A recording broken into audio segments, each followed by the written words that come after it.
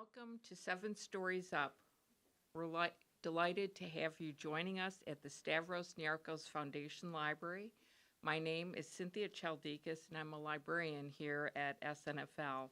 And before I introduce tonight's guests, I would like to thank the Stavros Niarchos Foundation for making programs like this evening's conversation possible. And also, as a reminder, if you don't have library cards, they're easy to get. Just go to one of the floors below, speak to somebody at the desk, and they can help you with that. And please visit the NYPL website and look at our upcoming Seven Stories Up events. In honor of Black History Month, I'm excited about our program this evening.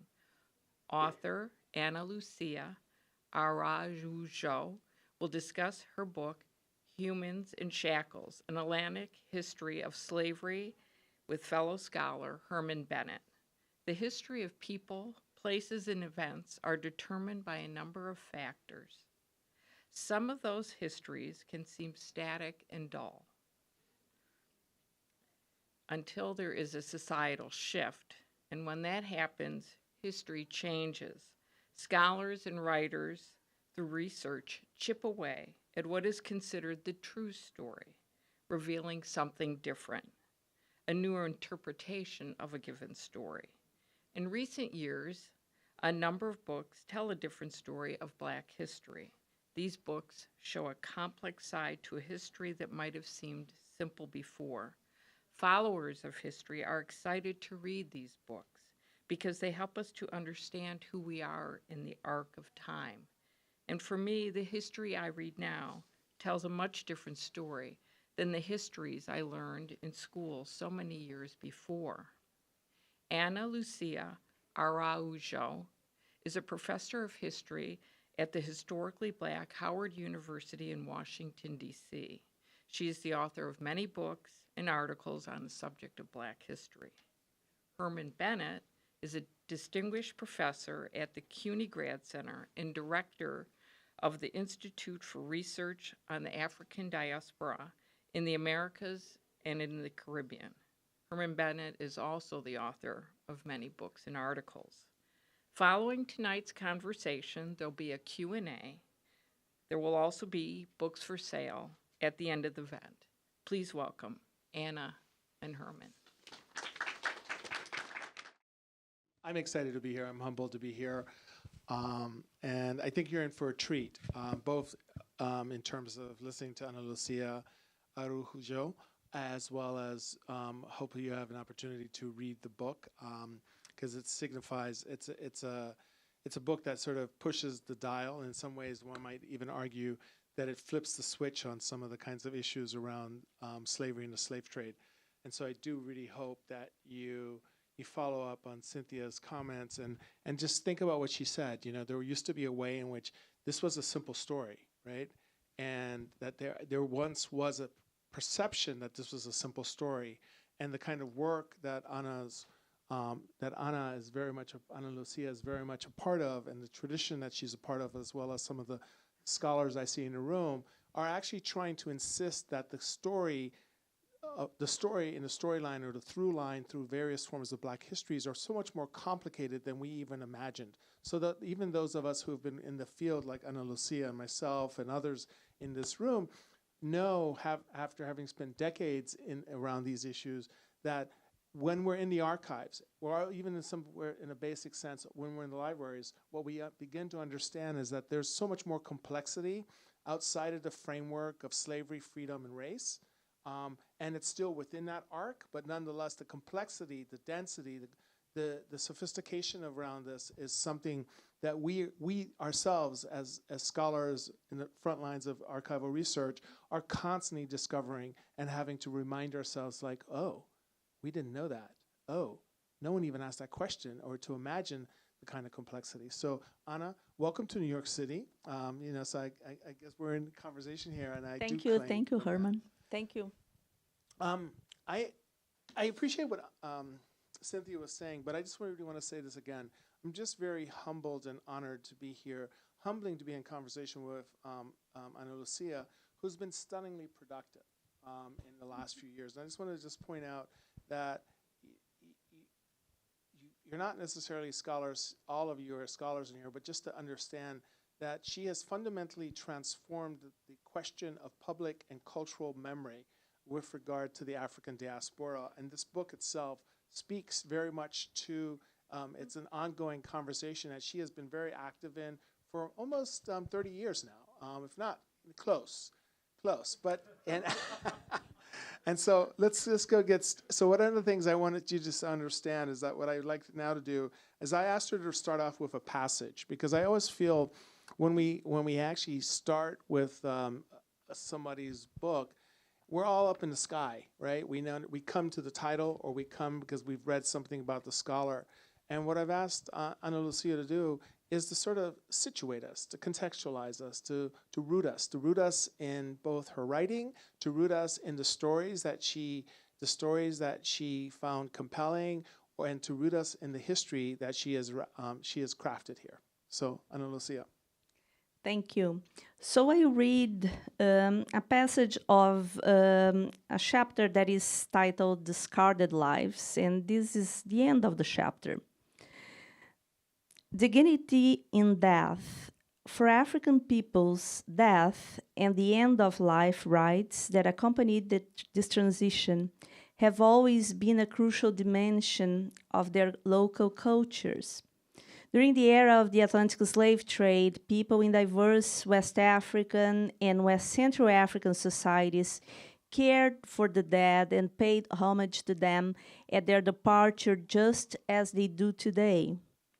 Families and communities assign a dignified burial site to their dead ones, thus connecting them to the land of their ancestors. By doing so, they would be always remembered. The Atlantic slave trade disrupted these critical components of the transition from life to death. The remains of most enslaved persons who died during the Atlantic crossing were thrown into the sea. The bodies of many deceased slaves were abandoned along African and American shores. Despite being baptized as Catholics, the cadavers of many enslaved persons were also discarded in waste dumps and buried in shallow unmarked graves. Only a small number of bondspeople received a dignified burial in graveyards, churchyards, and even inside church buildings. With the end of slavery and the growing process of urbanization of cities that had formerly served as slave trading ports in Europe, Africa, and the Americas, these burial grounds were gradually forgotten and erased from the urban space. But as cities such as Rio de Janeiro, Lagos, Charleston, and New York City underwent transformation, construction projects have led to the rediscovery of forgotten burial grounds where enslaved people were put to rest. Local and international Black communities reclaimed these sites, which were transformed into vital reminders of the importance of slavery in the cities. By recovering these sites, Black communities reassigned their Black ancestors the humanity they lost by also reaffirming their own dignity. Thank you. So, Ana Lucia, what motivated you to write this book? Thank you, Herman. It was a long process. And if I try to be concise, I have been doing this work on how slavery is memorialized in the public space. Started doing Brazil, West Africa. When I moved to the United States in 2008, I started incorporating the United States in this work, and my work became much more comparative. But I missed in these debates, especially over the past recent years, when we have been discussing a lot about the public monuments, the Confederate monuments, and the monuments that honor then pro-slavery individuals, that all this discussion about how slavery is perceived today needed to be reassessed from by taking into account the entire continent. and especially from the point of view of the United States, there is a very big emphasis on how slavery existed here, and transporting, then transposing the characteristics of slavery in this country to other parts of the Americas. And three elements were important for me that were absent in existing books. Then I've been teaching at Howard University then for 17 years now. And when teaching these courses, usually then we have books, that general books that we use in this type of teaching. But all these books, there is a problem because one, there is Africa is just a background. Then Africa is part of the story of the Atlantic slave trade just as a background, and when you are referring to the first Africans arriving in the Americas. Second, Brazil, that is the country that brought, that received the largest number of enslaved Africans in the Americas. Then more than half of the 12.5 million enslaved Africans that came to the Americas, they landed in Brazil, not here in the United States. And this number, this half of the 12.5 million, is more than 10 times the number of enslaved Africans that were brought to the United States. And still Brazil was absent from these existing books. And finally, also the issue of enslaved women, because there is all this discussion about the demography of the Atlantic slave trade, and the fact that for two enslaved Africans that were brought to the Americas, two were men and one was a woman. But enslaved women, they were important in this economy, and especially in the urban areas, but across the Americas, they were important.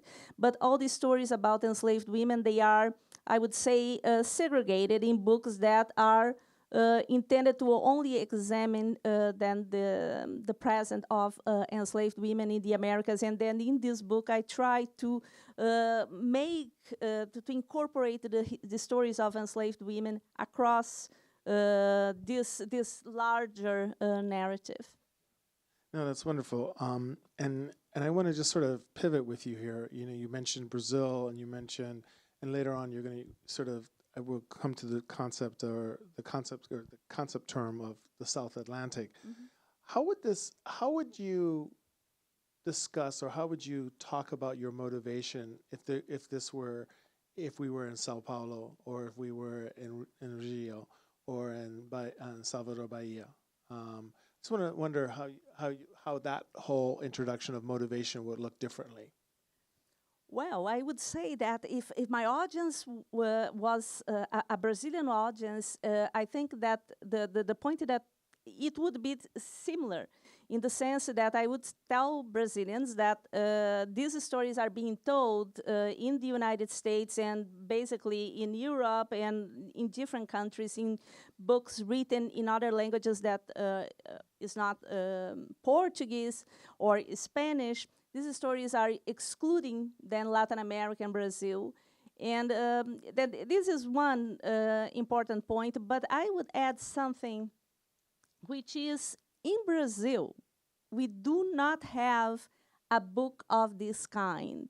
Then we have academic books, usually focusing on particular regions. There is Bahia, there is São Paulo, Rio de Janeiro, but we do not have a book that covers the history of slavery in the Americas, or even in Brazil. Indeed, there is one book that was published by a journalist. That is a book that is really, really for very large audiences.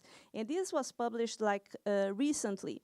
So I would say that even in Brazil, this story is not being told in that way. Now, I would say also that for Brazilians, what this book would do is that even though I am putting Brazil in this conversation, the book also includes the United States. And I think that this is one problem that we have, because on the one hand, we say that books telling the story of the Atlantic slave trade and the slavery exclude Brazil, but then those who are doing these stories, they are not looking at the United States as well.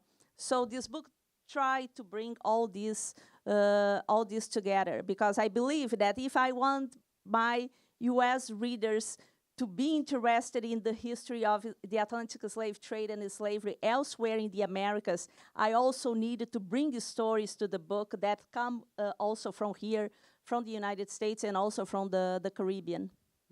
That's great. So from motivation, let us move on to the process of conceiving and researching the book, right?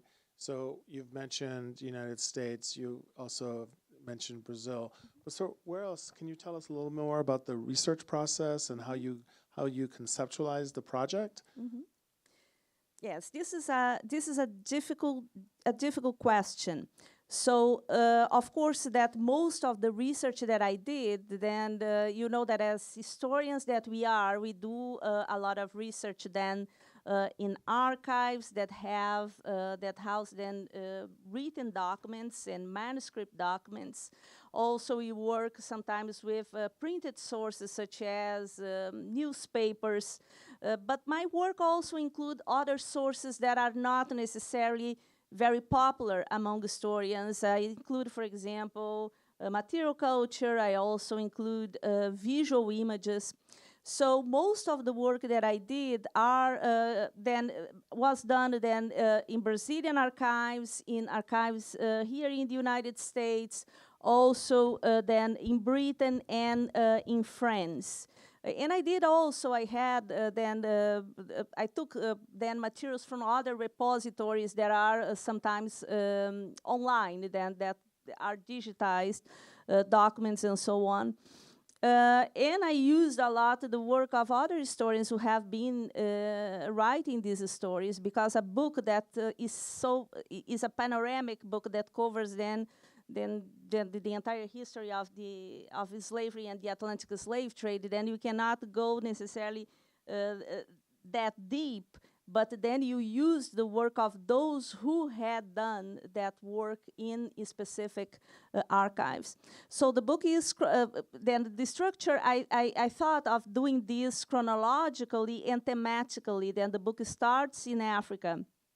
Then with the rise of the Atlantic slave trade, the important role of Portugal, and I moved then through the coasts of Africa, then West Africa and West Central Africa, the Middle Passage, the arrival in the markets, then the plantations, urban areas, and then I have a number of chapters. There are thematic chapters about family, about sex and violence, about motherhood, about the role of enslaved women, for example, in the markets. And then the book ends, then, of course, with the end of slavery and the return to Africa. Then the book started in Africa and goes back to Africa at the end, because many of us, we do not know the fact that before Marcus Garvey, we had then in Brazil a movement of return to Africa that started then in the early 19th century, when enslaved people who participated in a slave revolt, they were deported from Brazil, and that deportation led others to return to Africa. Then Africa, I am talking here about the Bight of Benin in particular, that is present-day Republic of Benin, Nigeria, and Togo. So the book ends there. And I kept my promise of keeping Africa from the beginning to the end, and not only as a background. But your Africa is also a very different kind of an Africa, right? It's an Africa that oftentimes American audiences are only recently beginning to understand isn't really at the epicenter of the African past for all other peoples who are of African descent, right? So could you tell us a little bit about that Africa that's at the core of this book? Mm-hmm. And just sort of tell us a little more about the places, naming those places. That's really important, right? Thank you. So one of the important elements also, in the same way that Americans do not know or are not necessarily very aware of the fact that Brazil is the country that has today the largest population of African descent outside Nigeria, and also that Brazil imported the largest number of enslaved Africans.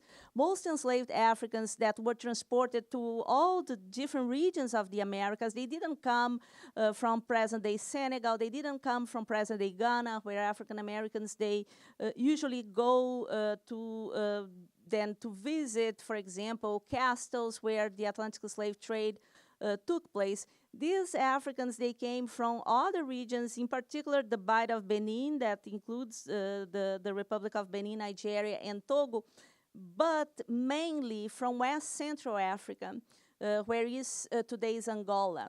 And perhaps you heard, because President Biden has been in Angola then a few weeks ago, then in the past year, I don't remember if it was December or January, but he has been there, and it was perhaps for the first time that we saw in the news that Angola is important, because it's from there that the majority of enslaved Africans, they were embarked to be transported to the Americas, including this country. So this is the Africa that I think that we should be looking at, not only that Africa that became colonized by English-speaking colonizers, but also by the French, by the Portuguese, by the Dutch, and so on. Yeah. And so would you say then that part of the project, or part of the history that you're writing here, is trying to decenter two English stories, right? One, an English language kind of focus on Britain and the US, and then simultaneously to decenter both the United States, the history of the United States, and the history of England as the story of the slave trade and slavery. Mm-hmm. Yes, then I would say that we need, this has been what you call the Atlantic North, then these two regions, either the United States itself, then the slavery in the United States, but also the British slave trade. For example, one point that many people will keep repeating is that the Atlantic slave trade ended in 1807. When in 1807, the Atlantic slave trade that ended was the British Atlantic slave trade. And after that, the Atlantic slave trade continued then for 4 decades.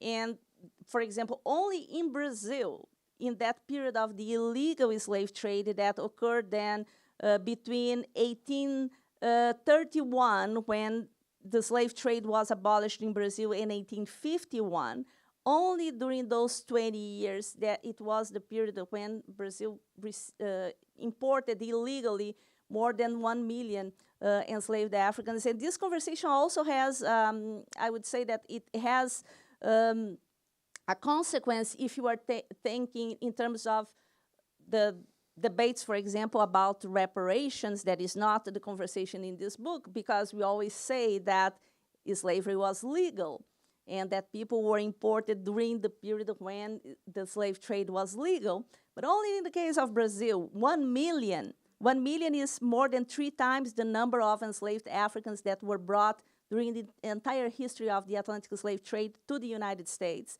And to Brazil, they were brought in a period when the slave trade was illegal. And then not only those people, but their descendants, most of them, they continue to be enslaved. And if they became free, it was because they purchased their own freedom. So I think that these stories help us to complicate more this view that is English-centered. And I would say that one of the important elements is that over the past years, 1619 became a site of memory, that it has been a site of memory of slavery for African Americans for several decades. Then this, if you read the newspapers, African American newspapers, then from the early 20th century and even 19th century, 1619 appears there. However, for the history of slavery in the hemisphere, it's problematic, because there were enslaved Africans being brought to the Americas, and these were referring to hundreds, then dozens of thousands in the previous 120 years, than the years that preceded 1619. And these enslaved Africans, they were leading revolts, they were forming maroon communities, then in the Spanish Americas, in the Caribbean.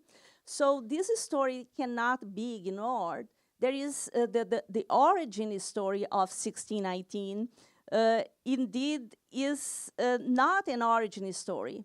And that story also can only be be told and be understood if you understand the Luso-Brazilian slave trade, because those Africans that came, the first Africans that came to Virginia in 1619, they were indeed they belonged. They were being traded by the Portuguese, and that ship was ended up being taken, and the Africans that were on board ended up here. So all these stories, they are entangled, and I think that is important that to understand that. Yeah, no, this is marvelous. So my question for you is like, why this story or narrative or history and its framing now? And I want to ask you that. I want to ask you that specifically in view of what you just said, because there's a complexity here that you have marked, and I think that some of us, when we first started dabbling in this history of like what might be called comparative slavery or New World slavery, there was always a kind of comparative aspect that involved Latin America as more benign as opposed to North American and English slavery as being somewhat more pernicious, right? And I guess in some ways that the question then I'm asking you here is why this particular framing, and what does your framing do to what is an older story? How do we make sure that older story stays where it's at as an older story, as opposed to like a recitation of an older story that says Latin American slavery was more benign because it allowed for a lot more complexity? Yes, this is an excellent question, because it refers also to conversations that we have now about how race operates, and the legal framework that existed in Latin America that was different from what existed here. However, as you see, only in terms of the number of Africans that were transported to Latin America, they are much higher than those that were transported to the United States. So this means that mortality, for example, it was very high because the Portuguese and Brazilian slave traders, they were replacing then these Africans that they were bringing to Brazil and to other parts of Latin America, and who were dying then because of the extreme working conditions, especially in sugarcane plantations. So this is the heart of the history of Latin America slavery, is in the plantations. Now, of course, that there were places such as in urban areas in which enslaved people had the more possibilities, for example, to buy their freedom. But still, it was under brutal conditions. Then they were not manumitted, they were not emancipated by their owners because their owners were were generous. Most part of the time, they were the ones paying for their own freedom. So there is nothing benevolent about this story. But there were differences in the ways that race operated, and observers, contemporary observers, and then later on, scholars who went to Brazil, for example, in other parts of Latin America, by observing, for example, the fact that legal segregation didn't exist in these places, they interpret this story as being societies that Latin American societies like Brazil were indeed more the problem of race or even racism didn't exist. And I think that is important for us to understand this now, especially because in this country we have such a big immigration of Latin Americans and people who come from other parts of the Americas where slavery existed and where race operated in ways that are different from the way that we have here.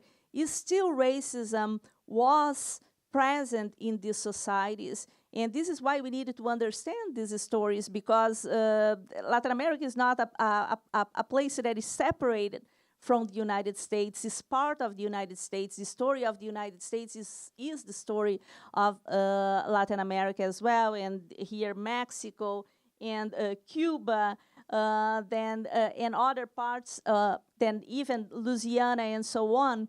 yeah, then this is why we need to engage with this with this discussion about slavery that was so bad here, and in other places it was not as bad.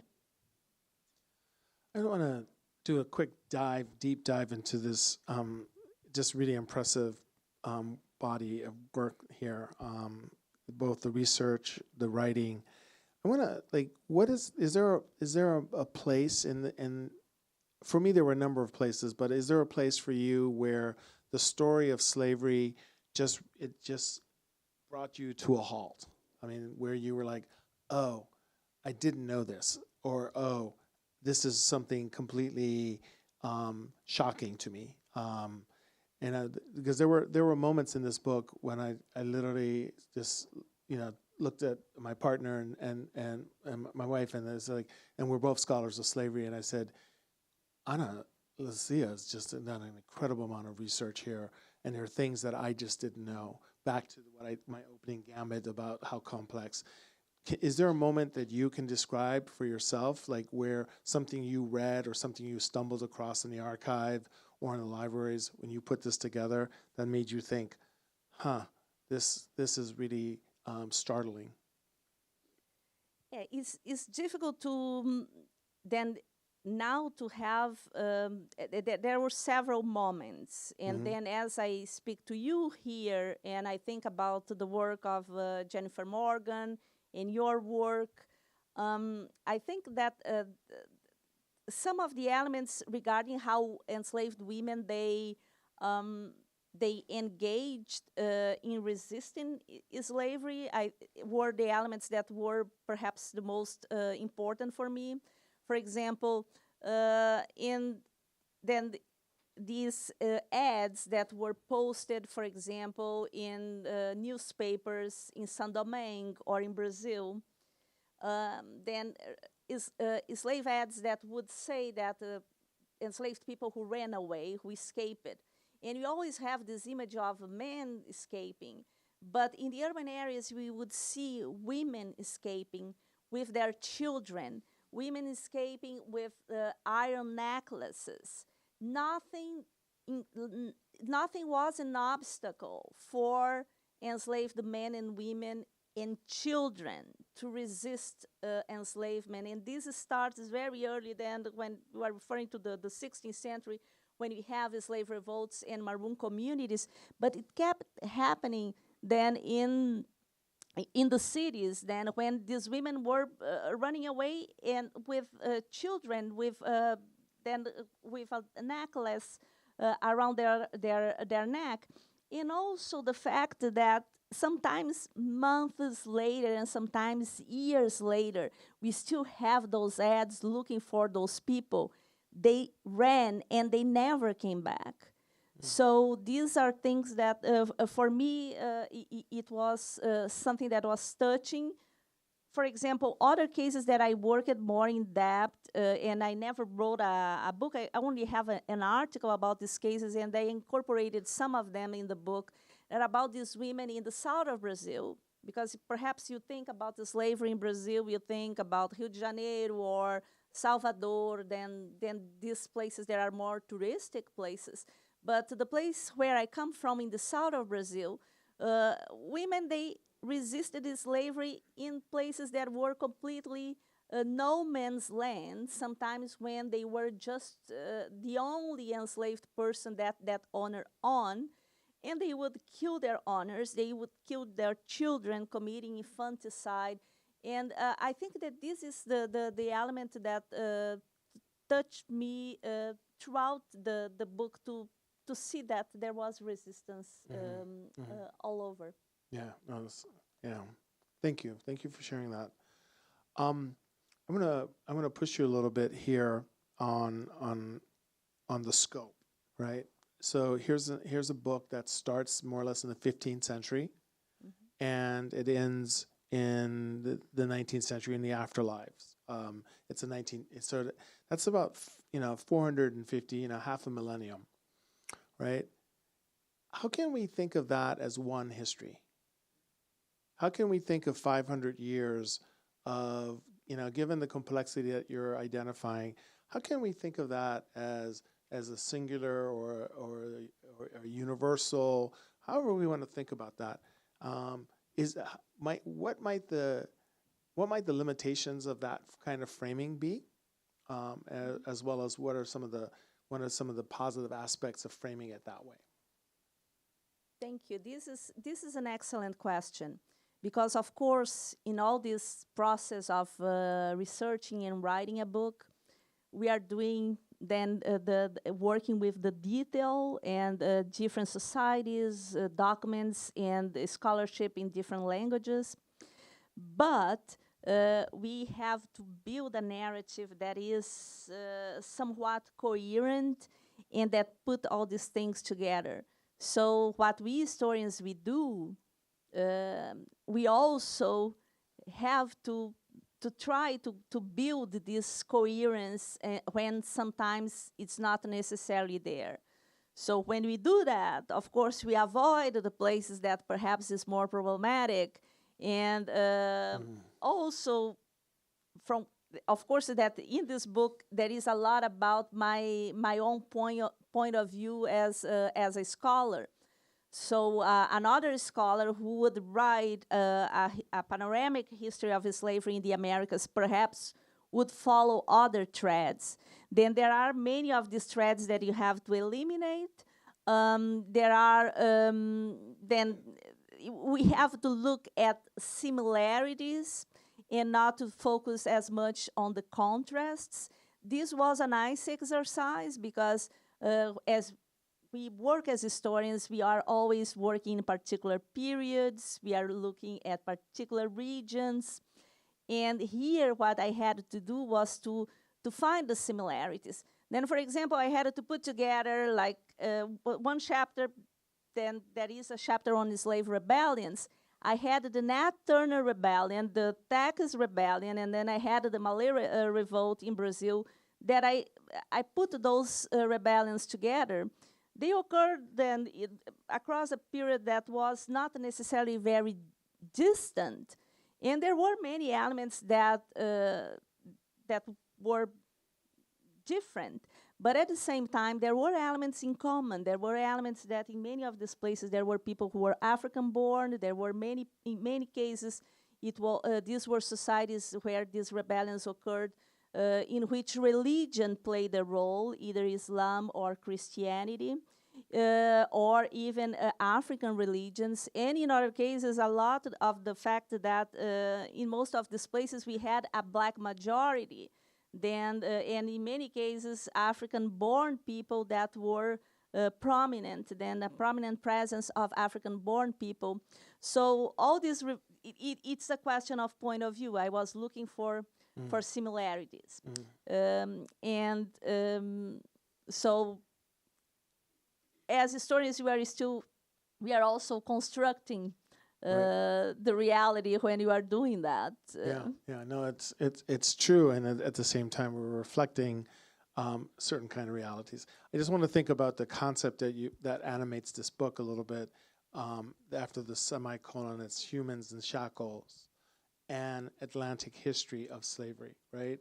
That's not a self-evident category for most of us. Right? Most of us who went to graduate school like 30 years ago, we didn't think of Atlantic history as something that was self-evident, right? It would have just been written like a history of the slave trade or a history of the slave trade.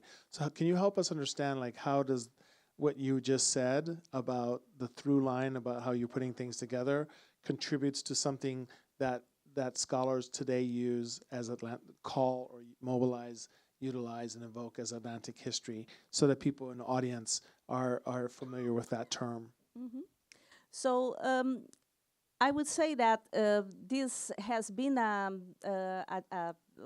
part of the discussion in the historiography of the Americas and Europe and Africa. Then the idea that the Atlantic Ocean was a space that did not separate these three continents, but rather put these continents together. However, most of this Atlantic history has been as the history of slavery focus on the Atlantic North, then these connections between North America and the British and English-speaking world. Here, I am working on these connections, but by taking into account not only the North Atlantic that excludes Africa, that excludes Brazil and part of Latin America, but by putting these three continents into conversation.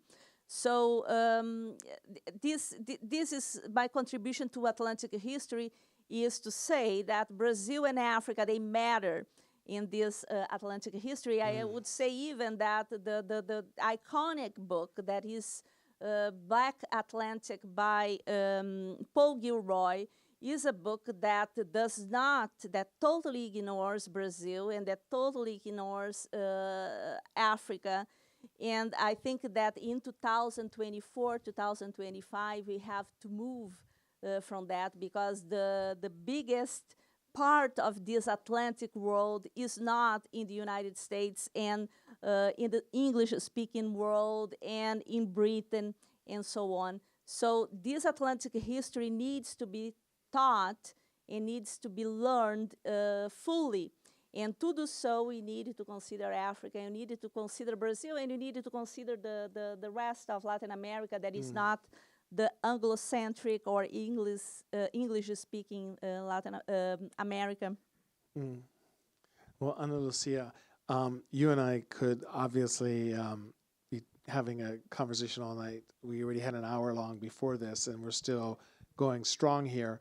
But I want to open this up to the audience, who've been very patient, and they're your audience. Can you pick your questions, or I think Cynthia will help us identify? I have a mic here, and I'll come around to you.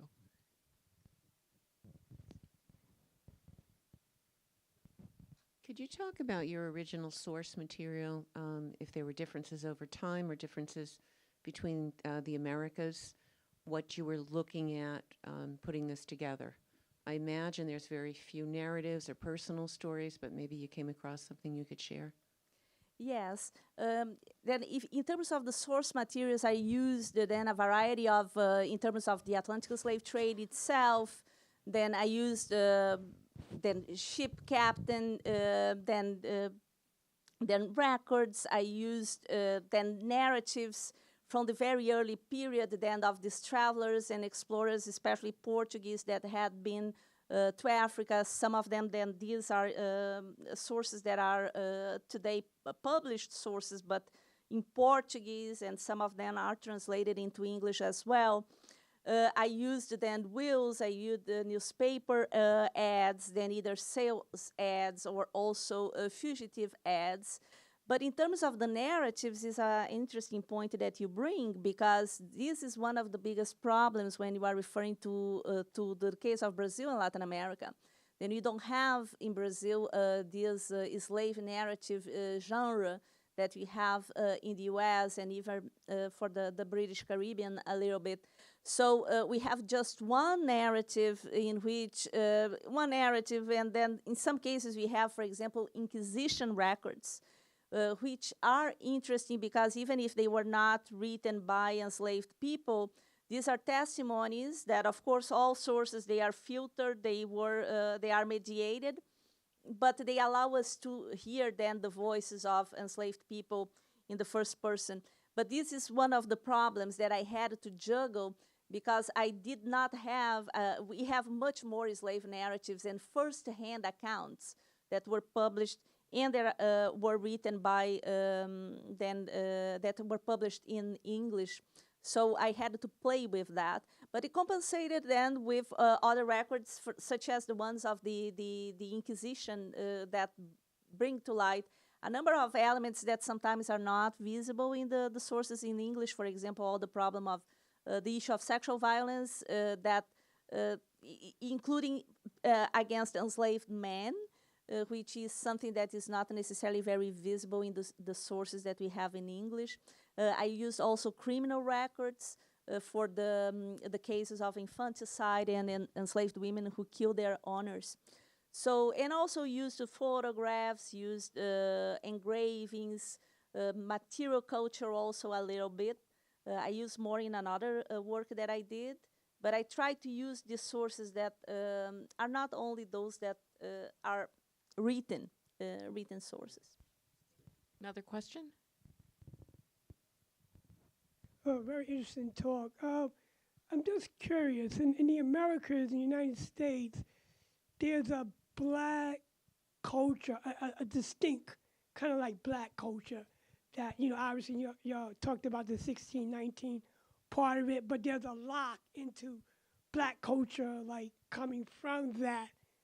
Is there such a thing as that in Brazil, where there were so many black people? Did they form a distinct culture that would create like a black culture in Brazil, but would be politically strong as well, right? So we would hear about it as a strong block, as a strong narrative.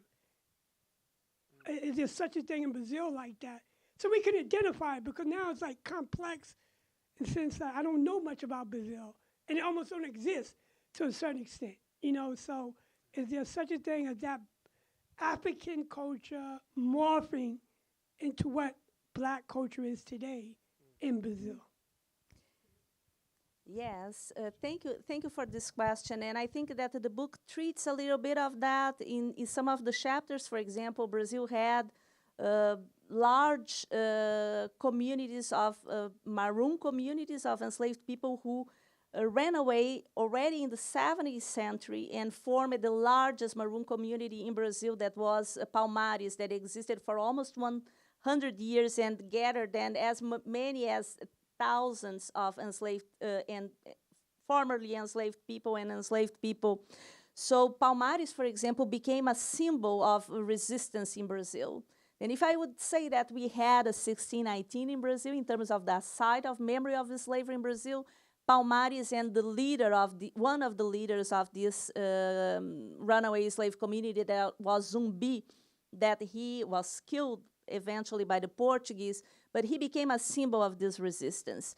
Then in Brazil, for example, you find monuments, you find schools, squares named after Zumbi, which is something that we do not find here in the United States, monuments and squares and schools named after Nat Turner or Denmark Vesey.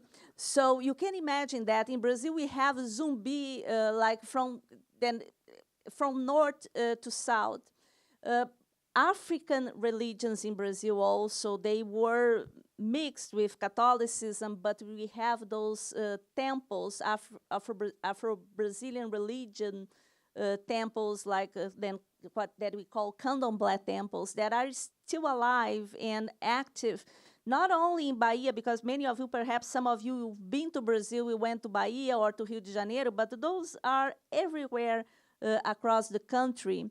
So this black culture is there everywhere. And here, perhaps in New York, if you are looking for something that is from Brazil and is associated with this black culture that emerged during the era of the Atlantic slave trade and survived through this dialogue with other cultures, is capoeira, that is a Brazilian martial arts and dance that today is spread across the world. Then this culture exists, and of course, during many years it was repressed and devalued, but I would say that over the past 25 years at least, there is a great development in terms of recognizing this Brazilian black culture officially, and including the teaching of this history, because in Brazil, the teaching of Afro-Brazilian history and African history is mandatory in schools.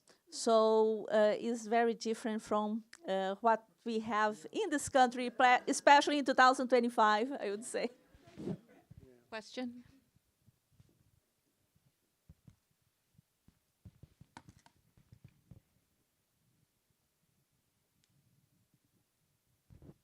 Hi, thanks so much for coming. My name is Paul.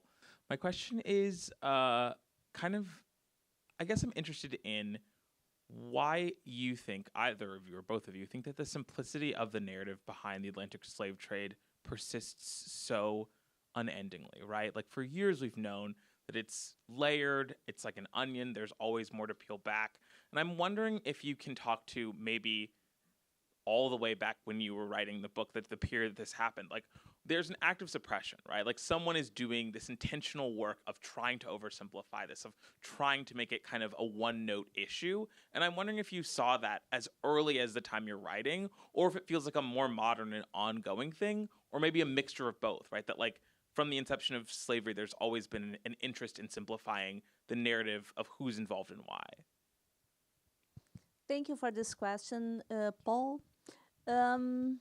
I would say that the problem is that when we are reading the sources from the very early period, these sources, the written sources, were written by European agents who were going to Africa, and with all the prejudices and the economic interests, and then Herman wrote an entire book that deals with this dimension.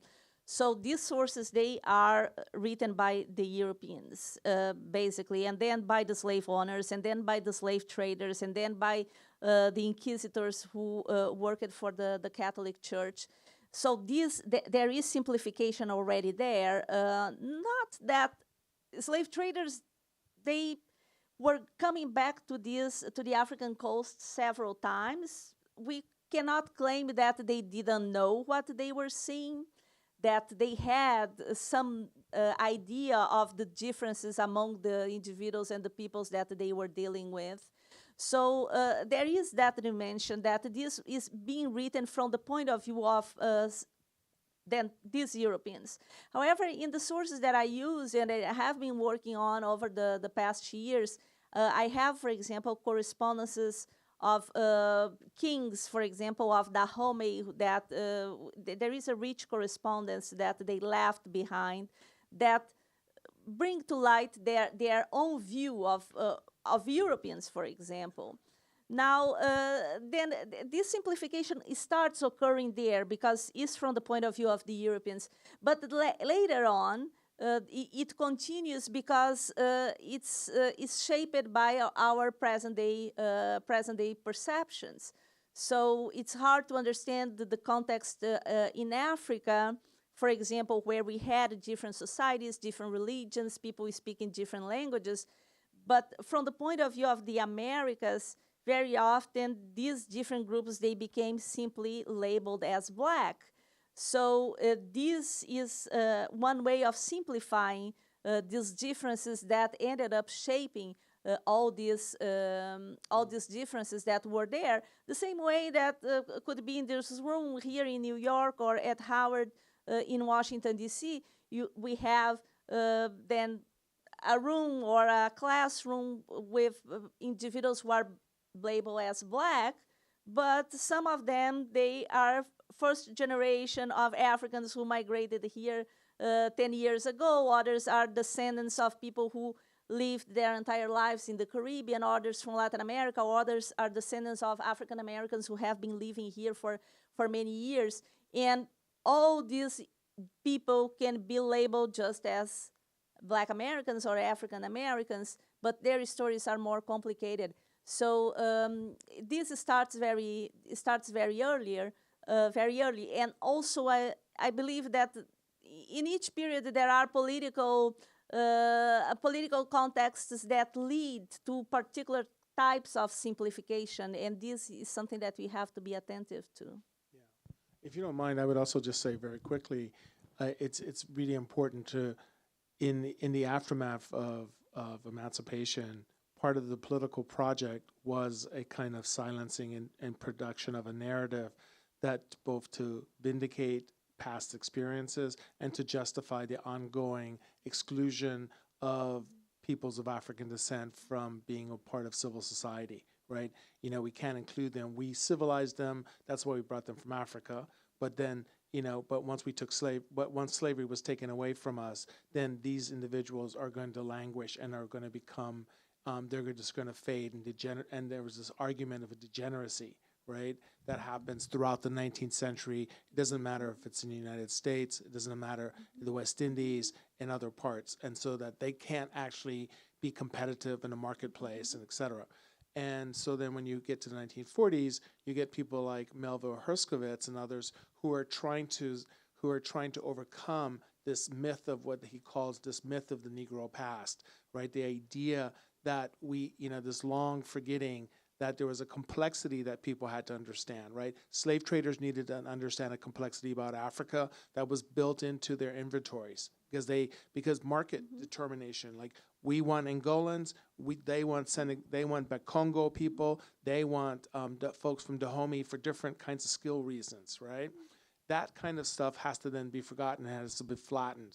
And then in the 20th century, there's a constant forgetting of this. And keep in mind, African history, this book right here, and it's really important to say this is just the fourth generation of history of the history of the slave trade, right? You have Phil Curtin. Of course, there was W.D.B. Du Bois wrote on the transatlantic slave trade, but in terms of professional studies, this is the third and fourth generation, because what happens is once it was over, the British abolitionists, they forgot the story. It disappears completely after 1807, and then there's a resurgence of interest in the 1840s. But there's a 30-year period, or almost a 30-year period, where it disappears from sight, and that's why someone's work like Turner, the painters, those material culture become important. But then one of the things that's really important is that every generation has to keep telling this story, and we're just in another iteration of it because there's a condensation, a flattening, a need for what work history does, right? This moment that we're in right now is a powerful reminder of why history matters and why ideas matter. And there's an effort to, if you can't name it, right? If you can't name it, then the idea is that it'll be forgotten. Right? And then you can't actually attend to the complexities, right? One more question. Thank you both. This has been a wonderful time for me to learn. My question is, Ana Lucia, when you think about yourself as both a researcher, a historian, and even a storyteller, what impact does your own experience in multiple cultures have on this, right? You've lived and learned in two very rich cultures. How does that inform how you write and what you write? Thank you. Thank you for this question. I have a little bit of this. I touch a little bit of this in the introduction of the book. Of course, that all this work was impacted by the place from where I come from, which is Brazil. But the fact that I left Brazil 26 years ago, then.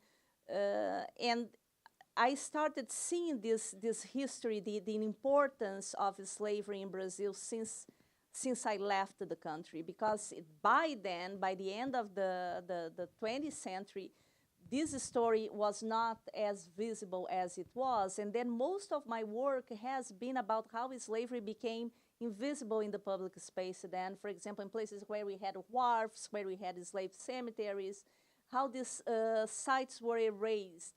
So, and then how this story was erased. So this is a lot about my own trajectory, which is a trajectory of a person who also spoke and wrote in Portuguese. Then I did my entire work, then PhD in French, which is the language that I speak at home.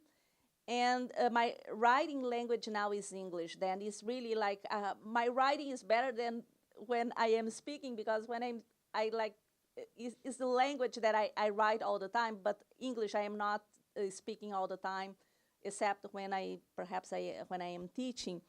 So this work is shaped by that, because I don't think that I can understand the world by only looking at sources and that are written in a given language. And I also, it is part of what I do to think things internationally and comparatively. So even if I am focusing so much on Brazil, I think that one of the great things that happened to me over the past 8 years is that I started looking much more at the history of the United States, which I didn't study. I was not trained as I was a historian, but I was led to read these stories and read the historiography in order to better understand Brazil and to better understand Africa and to better understand the world. And if I had something to say for anyone who is trying to write these stories, I think that comparing and looking at different spaces always, and traveling indeed, and you do that when you travel, that this is what allows you to better understand who you are and the societies where we live. So my work and my writing is marked by that. Hi, my name is Malachi. I'm a Dutch citizen, and I'm a researcher as well, most family researcher. I've done a lot of research for over the years. One thing that you mentioned is like, why the timing? That's the same question that I get. Why isn't your publication out? And now is the time. I started when I was 14 years old, and I continue, but it wasn't the time to bring out certain information out. So my question to you is, if you have encountered what I have encountered in my research for my family, I'm a direct descendant of the governor of the Caribbean Dutch islands that had the slaves. So what do we see is that that has not been written because the Dutch, hide everything. So the books were written out of a European point of view, but not of the locals. So have you encountered such direct connection in Brazil with like very prominent people in Brazil that are also direct connected to slavery from these people? Oh, I would say that in my particular story, no. Then I come from a place that is pretty much a place, then Rio Grande do Sul, that is the state in the south, where there were especially jerked meat factories, and there was slavery, of course, in the urban areas and so on. But I would say that in Brazil is everywhere. It's everywhere. Like it would be hard to say that. It would be hard to claim to anyone to claim that they do not have connections to this story. And it's a story that then Brazilian slavery was abolished in 1888. It was the last country in the Americas to abolish slavery. Everything in terms of then even how the land remained concentrated in the hands of very few people, all this has these ties. Now there are studies that are being done regarding Portugal and regarding Brazil about particular families, for example, but it's something that is still new. And you say that the Dutch were not doing this work, but I think that the Dutch archives are pretty much rich. Everything is there. And in the case of Brazil, it's not necessarily the case then, but it's a work that still needs to be done. And I would say that, yes, these connections are basically everywhere. You just need people who want to dig them.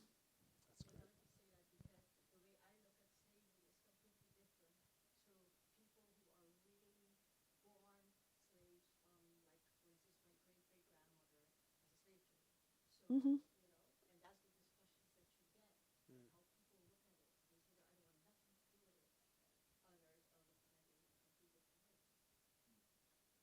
Yes, and it's a interesting way of saying how the present shapes how we look at the past, because how descendants, even if several generations of enslaved people, descendants of those who were slave merchants, descendants of those who were slave owners, they all see this past in different ways. This has been something that I worked in previous works, and it's very interesting to put all these people together. I want to thank you both for coming. It's been a wonderful evening.